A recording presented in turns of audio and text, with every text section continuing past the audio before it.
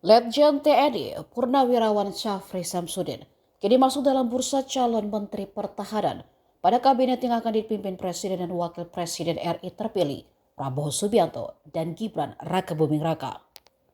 Saat ini dia dipercaya menduduki jabatan Asisten Khusus Menteri Pertahanan bidang manajemen pertahanan sejak tahun 2019. Kans Syafri Samsudin menduduki jabatan Menteri Pertahanan RI menggantikan Prabowo Subianto sangatlah besar.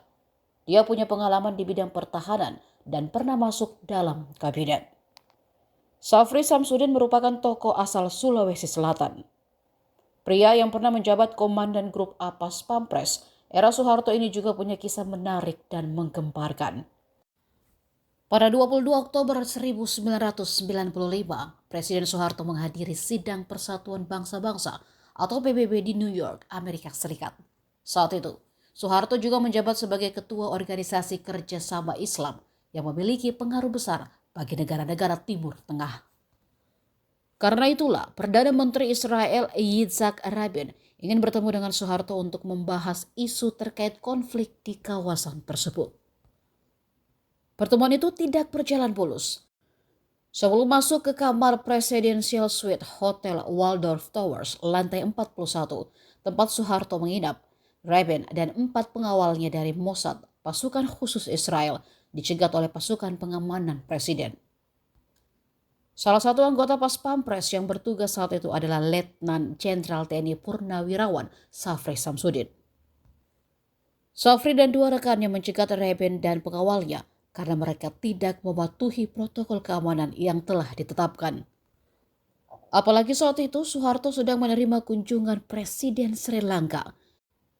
Syafri kemudian mengawal Rabin dan pengawalnya menuju kamar Soeharto. Namun saat hendak memasuki lift, terjadi insiden menegangkan. Pengawal Rabin menolak untuk satu lift dengan Syafri dan rekannya. Mereka curiga bahwa Syafri dan rekannya bukanlah personel resmi pengamanan Soeharto. Padahal mereka sudah terdaftar dalam Protokol Perutusan Tetap Republik Indonesia (PBB). Syafri pun terlibat adu mulut dengan kepala pengawal Rabin yang ternyata adalah agen Mossad. Tanpa diduga, agen Mossad itu tiba-tiba mengeluarkan senapan otomatis Uzi dari balik jasnya dan menempelkan moncong senapan ke perut Syafri. Dia juga mencengkeram leher Syafri dengan keras. Namun, Syafri Samsudin tidak kalah gesit. Dia sudah menodongkan pistol baratenya ke perut agen Mossad itu lebih dulu.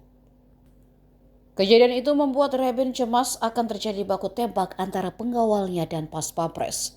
Dia pun segera memerintahkan pengawalnya untuk menurunkan senjata dan meminta maaf kepada Syafri. Syafri juga menurunkan senjatanya dan menghormati Rabin. Download Tribun X sekarang, menghadirkan lokal menjadi Indonesia.